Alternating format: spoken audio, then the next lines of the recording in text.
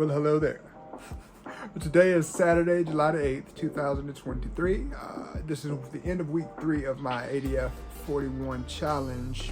My weight for the week, my average weight for this past week was 247.3 pounds, which is a weight loss of 1.1 pounds for this past week, and 7.9 pounds for the 3 weeks that I've been doing this.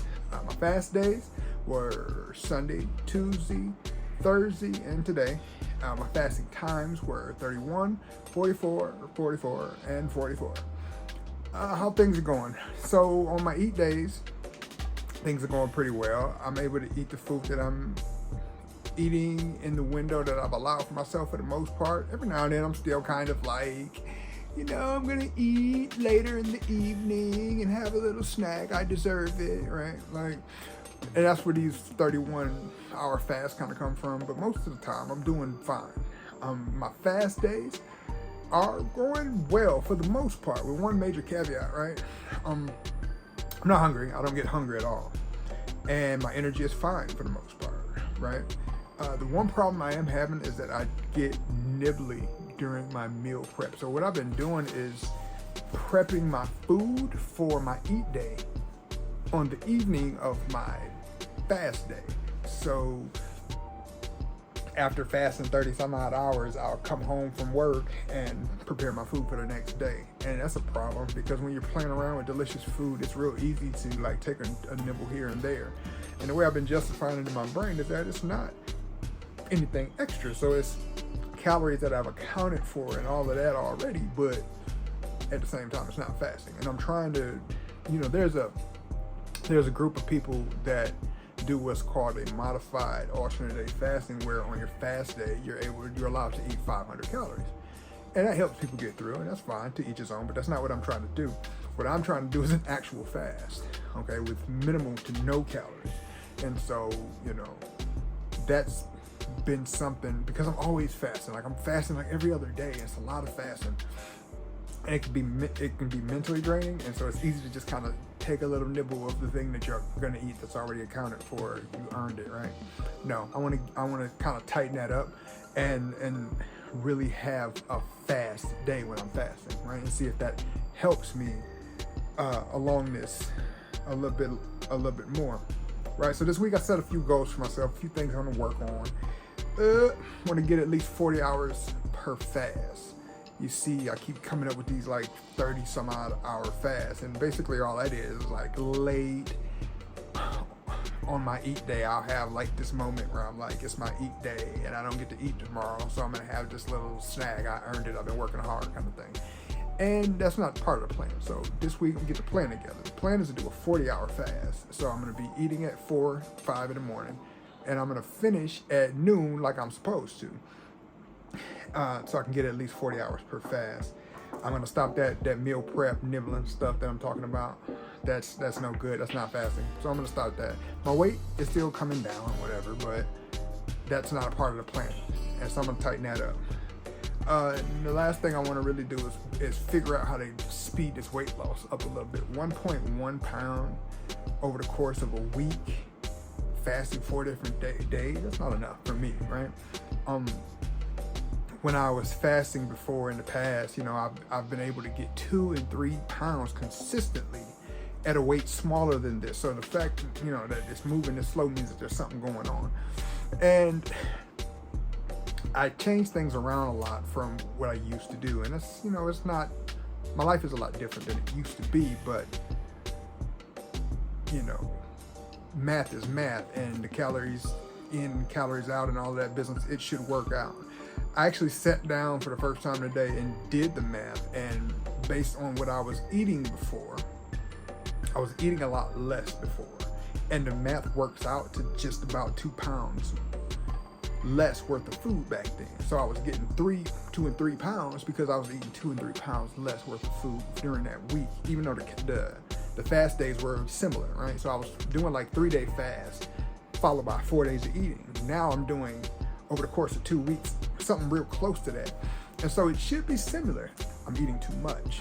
And that's what my body's feedback is giving me. And that's actually a good reason for me to track my weight every day. Like, a lot of people don't like to do that. And I get it. Like, I understand. I think I explained in the last video why, weighing yourself every day is not for everybody. But if I did this for a whole month and I only lost like 2 or 3 pounds, that would be defeating for me. So the fact that I can check my feedback in real time almost, like on a week-to-week basis and make adjustments, that's why I do this. That's why I deal with the stress of standing on the scale every day, because it gives you feedback so that you can make some changes. So that's what I want to do this week. I'm going to make some changes. I'm going to take my calories back down to where they used to be. And I'm going to see if that's the trick that kind of does it. I also had a couple of other thoughts about changes I wanted to make for next week, or just to get this fat loss going faster. I was thinking about kind of standardizing my week. Right now I'm eating every other day, so if like a proper every other day. So if I eat on Sunday this week, I won't eat on Sunday next week. I'm learning that I prefer to fast on certain days. And so I might set up my week in such a way that I'm fasting on the same days every week. Some people call that like a 4-3 kind of thing, where you pick 3 days to fast, but if I do it, I'm gonna flip it around and fast 4 days. I kind of got it set up in my mind, but I want to try to adjust these calories first. I want to give that a chance to work first. I don't want to change too many things at a time, confounding errors and whatever. But I'm gonna lower my calories down, tighten up my fasting days, and do some real fasting, some real 40-hour fasts, and see if that does the trick. And if I can get 2 to 3 pounds out of that, I'm good. As long as my energy is being maintained. I also was considering exercise. I don't exercise for fat loss. I don't exercise for weight loss because it just doesn't work for me. Like, I've been in great shape and still fat, so that's not a thing for me. I need to tighten up what I eat. I need to be in control of what I put in my mouth, and that's just how it works for me. So that's what I'm gonna work on first. I do want to exercise because exercise is incredible for you. It's great for your health and your strength and all those things that I do want to get in shape. But my first priority is getting my eating under control, getting my diet together so that I can actually lose this weight. Okay, so for this week, I'm gonna get my calories back down to 27. I had them up as high as like 37, 38, 100 calories. Ooh, it was a lot of food. It was delicious, but I ain't losing weight like that. So I'm gonna lower it down this week. I'm gonna give it a couple of weeks to work, because your body doesn't just, if you eat 1,000 calories less today, you don't automatically lose a half a pound or whatever. It's not how it works. So I'm gonna give it a couple of weeks to work. 2,700 calories on my eat days. Make sure I tighten up on my fast days, and I'm gonna see if that gets me closer to that 2 to 3 pounds that I want for myself. I'd be good with 2 pounds. 2 pounds a week is like 6, 7, 8 pounds a month. 8 pounds a month gets me there in plenty of time. That's fine for me. So we'll see how that goes. That is those are my goals for this week. I'm still going to kind of keep the exercise plan is coming. I'm going to start exercising at some point, sooner or later, no matter what. That's part of my plan, long term. The 4-3 fasting situation, maybe I'll do it eventually, but I want to see if I can get this alternate day fasting proper to work for me, right? So I'm gonna stick with it until it no longer seems viable. All right, so for a little topic for this week, I'm sure you read the thumbnail. I'm just gonna talk a little bit about like the side effects of fasting, right? Because there's a lot of beneficial, beautiful, wonderful things about fasting, and mental clarity. It cleans your body out. It gives you all the autophagy, all of that stuff, man. It's fantastic fat loss, right? It just cleans you out. It helps you to be vibrant, live longer. It's incredible stuff, but it ain't all good. There are some things that that come with it, and for anybody that's thinking about trying this out, anybody that's new to fasting that wants to try fasting, there's some things you should be aware of before you start. And I've done so much fasting in the past that I think it's my duty to kind of put it out there for you to at least have heard it from somewhere. Okay, and these are things. What's interesting is that it doesn't matter if you're doing a protocol like every other day, or 3 days at a time, or 2 days at a time, or a week, 2 weeks, 3 weeks, a month at a time. These things kind of have always been a thing for me. Like when I'm fasting, these things happen to me. And so, these are a few things to look out for, right? So the first thing I think I talked about a little bit last time was sleep issues.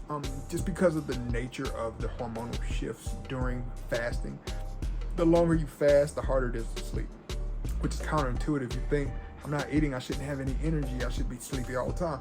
Nah. When you're not eating, for those that didn't see the last video, go back and look at the last video, right? But for those, that didn't catch all of that explanation, when you're not eating, your epinephrine goes up. Epinephrine is adrenaline.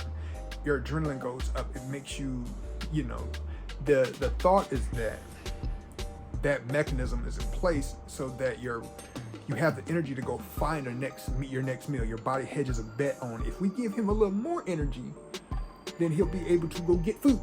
And so your energy actually goes up. That can affect your sleep cycle. When I'm fasting, that fast day, when it's nighttime, no matter if I'm nibbling throughout the day or not, I still have a very hard time sleeping. And the other side of that is the crash after you've been fasting. When I eat all my food, I get wobbly, man. This morning it happened again. I explained in the last video. It's becoming like a pattern now. When I eat my meal and I'm not eating very many carbohydrates, so it's not like that, Thanksgiving kind of dopiness you get when you eat too much carbohydrate. And it's not turkey, it's actually the carbs that make you fall out. But because I'm not eating anything, when I start eating again, I get really sleepy and I just take these long naps, and it's kind of crazy. But that's something to be aware of, if you're setting up like an eating window. And that's another one of the things I wanted to kind of maybe change my week around, so that I'm getting sleepy and dopey on the weekend when I got a little more time to rest. That's something to be aware of. Your sleep habits change, all right? Dehydration. It is incredibly difficult to stay hydrated when you're fasting. The mechanism of that is pretty straightforward. Insulin, one of its jobs is to tell your kidneys to retain sodium and retain water. Okay? It keeps water in your body, keeps you hydrated. When your insulin goes down, that signal to your kidneys goes down, and your body starts to lose salt, lose water. Because you're losing the salt, you lose the water. The water follows the sodium, right? Sodium chloride, the water follows the sodium. So if you look up the natriuresis of fasting, don't ask me to spell that. Natriuresis of fasting. It's this phenomenon that during fasting, exactly what I just said, your insulin levels go down, so you start diuresing. You start losing water more abruptly. That change happens the most during the first part of the fast, right? So like the first 24 hours of a fast. So for a person, and it's always happened to me, like you notice yourself using the bathroom a lot more during that first day. Now it starts to slow down a little bit after that, and you kind of get a handle on it. But when you're fasting every other day, you're going through that first 24-hour period every time. And so I'm finding it harder and harder to stay hydrated. And there's a lot of problems that come along with being hydrated. You get cramps a lot more because you're losing a lot of sodium, you're losing a lot of chloride, you're losing a lot of potassium. And potassium is they all do it, but it's one of those chemicals that help your muscles to stay loose so you don't get cramps all the time, right? So dehydration, you got to work on staying hydrated. Now there's a lot of back and forth and debate and arguments over whether or not you need electrolytes, but if you're going to be fasting regularly, my thinking is there is a potential for you to become depleted in these vital nutrients, and you can't make these in your body, like sodium, potassium, chloride, these things that you need, phosphorus. Your body can't make them, so you have to take them in. So when I'm fasting, as of now, I supplement those things, and I'll talk about supplements coming up in another video or whatever, but I take sodium, I take chloride, I take phosphorus, I take magnesium, because these are the ones that I'm losing the most, and it helps me to stay a little more hydrated. But I'm still kind of, I feel it, I'm behind on water most of the time, and I drink at least a gallon. I'm drinking like a gallon of water on my fast days. So that's something to look out for. That kind of leads into another thing. In the mornings, after I fasted, so my eat day, I wake up and I'm fasted like 40 hours. I wake up really slow. I'm really fatigued on those mornings. And I just said that I'm not sleeping well. No, I'm not sleeping well, but when I am sleeping, when it's time to wake up, it's hard for me to get up because I'm dehydrated, because I'm low on electrolytes, right? Because every time I get up, first thing I do is use the bathroom, weigh myself, and then I drink water. As soon as I drink water, it's like a light comes on. Like I feel better. Like my brain wakes up and I'm fine. And it's not like caffeine or nothing like that. It's just water. It's to get really dehydrated. Also, being dehydrated makes your breath stink. When you're fasting, and it doesn't matter, like I said, whether it's a 24-hour fast consistently like that. Like just one day I don't think would do it, but doing 3 one-day fasts in a week, that kind of stuff, it adds up. Because you're dehydrated, you get this taste in your mouth. Anybody that's done any real fasting can kind of attest to this taste you get in your mouth. And I think it's also has to do with the fact that your ketone level is going high, because your mouth kind of tastes metallic. Tastes like you got pennies in your mouth, right? And it's just you gotta brush your teeth a lot. That's why I do the chewing the gum. It's not because I'm hungry. I'm not hungry, but like my mouth tastes nasty. It tastes gross. And so I brush my teeth a lot more. I use a lot more mouthwash, and I chew gum. This is something that, like, even when I was doing 31 days, like, it doesn't really go away. Another thought behind that, for me at least, is that the fat cells store toxins and junk that we come in contact with every day. Because if you breathe in stuff that ends up in your bloodstream, you eat a bunch of toxic crap, that ends up in your bloodstream. If it was to stay in your bloodstream, it would kill your brain, it would kill your organs, and you would die. So what the body does is it snatches it out the bloodstream, it puts it in the fat, and tucks it away, so it doesn't hurt you. But when you start to fast, you start to burn that fat, and you start to release those things back. And one of the way that your body gets those things out of the body, right? Through your kidneys, through your bowels, through your skin. That's right. Your skin will have a certain smell if you're new to fasting, especially, and your breath will stink because it's coming out of you, right? Which is great, but your breath stinks, and that ain't great. So something to be mindful of, what else? Bathroom. This is the too much information portion of the video. You have been warned. But bathroom, right? Like, I've always been regular with my bowel habits, right? And so for me, like, being constipated is uncomfortable. I've been so regular most of my life that it's like, it's comical, mostly. Like, when I eat, I use the bathroom, and that's really how it's supposed to go. When you eat, use the bathroom to clear out room for the stuff to come down the pipe, right? So eat, use the bathroom. And when I started doing things like OMAD, my bowel habits changed. But they stayed the same, right? So I eat and I poop. If I eat once a day, and I have one bowel movement a day.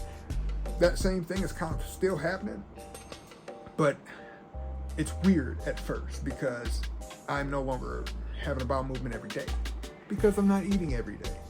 But I'm used to having a bowel movement every day. So when you don't have a bowel movement and you expect to, it's like, all right, I don't like it. And it's not uncomfortable because I'm eating less, so I don't feel like bloated and like, that uncomfortable feeling when you need to go and you can't.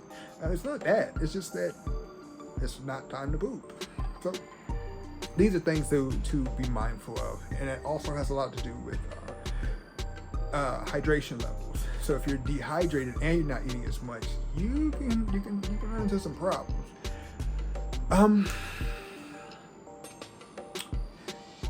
Also, when you're fasting a certain length, one thing that I've learned is that after about 18 hours or so, your bowels go to sleep. If you haven't put anything in them, they start to shut down. Like they just go to sleep because you're not using them, and so they just kind of chill out so your body can use that energy to go do other things like clean out your system. The problem with that is that when you go back to eating, they can wake up with a jolt, right? Which means you can get some stomach cramping, you can get some diarrhea, you can really, like, that bathroom can be the situation. I call it disaster pants, right? Like, you can get some disaster pants if you're not careful with how you ease back into your eating habits. And what I found is that these 40-hour windows, it's just enough for my bowels to go to sleep, my stomach to go to sleep, and then wake up with a bang, right? And so you got to be careful about how you come back into your eating. Especially me, I was eating all of my food in a tight window, and so I was eating a lot of food to break my fast, and it was just my regular food, and so that can be problematic. You can get some real indigestion issues. You can get some real, like, it can be a problem, like cramping. It can be bad. What I found that helps with that is being easy about, and it doesn't take very long. You can just be easy about how you break your fast. Like, go look up some videos on how to break a fast. There's a bunch of different theories on it. And what I found that works for me is just kind of chill out. Like, don't eat too much. Start out slow. Eat a small little meal. Whatever you're gonna eat a small portion of it first. Give your body some time to kind of ease back into the process. For people that are eating keto, stuff like that, it's harder to eat like softer vegetables and a lot, because you're not eating a lot of rice and you're not eating a lot of vegetables and but even if you're gonna have meat, you're gonna have eggs, just take it easy and give yourself some time to kind of come back, and that helps. I work on my gut flora, so I take things like prebiotics, probiotics, just so my stomach can handle what I put in it. And what I found is that even the little issues I was having before, over time, it improves. So now I don't have very much issue. I expect to have a bowel movement after I've eaten. And sometimes it still happens with a jolt, but it's not bad like it was when I first started. The longer I do it, the easier it becomes. And it's never been this, oh my God, I should never have done this kind of feeling. No, it's just like, oh, that was okay, hello. Like, it was robust. So yeah, bathroom habits, indigestion. That's mostly it, man. The rest of it is just not overdoing it when you're fasting, especially when you're new to it. If you're staying hydrated and you're taking in electrolytes, you just have to be mindful of how much energy you're using, because even though you have energy, it's a different kind of energy. So don't start new workout programs. I explained that one last week. And don't do anything too heavy, too strenuous, and you can feel it happening. Like, your energy starts going down, you can start getting real tired and fatigued. You wear out more easily when you're fasting. And so just kind of slow down, take a break. And usually what the problem is that you don't have enough water, a little salt. It's funny how you take a little salt in some water and your energy comes back, and so that means you weren't out of energy, you're just dehydrated. Your electrolyte balance wasn't quite right. And so if you do that, take a break when you need to take a break, stay hydrated, use electrolytes. You can fast for at least a month, most people, with enough body fat to sustain them. You can fast for a long time without needing food. Most of it becomes mental after that. So yeah, those are a few things that to be mindful of when you're fasting, and if you want to start fasting, that sort of thing. Now, are those things, if you want to call them cons, do they outweigh the pros of fasting? Absolutely not. Nope. I think fasting is one of the best things that's ever happened to me. Even with the disaster pants and with all of the sleepless nights and all of that, this is still one of the most beneficial, wonderful things I've ever had happen to me in my entire life. So, at your own, just at your own leisure, at your own risk, do it and see if it works for you. Check in with a doctor before you start, especially if you have some health problems or something. I am not your doctor. I am not anybody's doctor, and so this is not medical advice. Take your health in your hands. It is your responsibility to, make sure you're being safe. But fasting is something we've been doing as long as people have been a thing. So there's no real reason under the right circumstances that most people shouldn't be able to fast, So that's all I got for this week, man. Things are going well. I got a few things I want to tighten up. And we're going to see if we can keep this ball rolling, keep things moving well. If I can get this weight lost a little more strong, a little more robust. It's my favorite word today. If I can get it up a little more, I'd be happy, because the rest of it is fine. Like, I feel fine. I feel good. You know, it's just something I think I could do for, you know, the time that I'm a month in almost, and things are going well. I just want to tighten up a few things, and I'll check with you next week and see how things are. All right, man. Have a great week, and I'll see you then.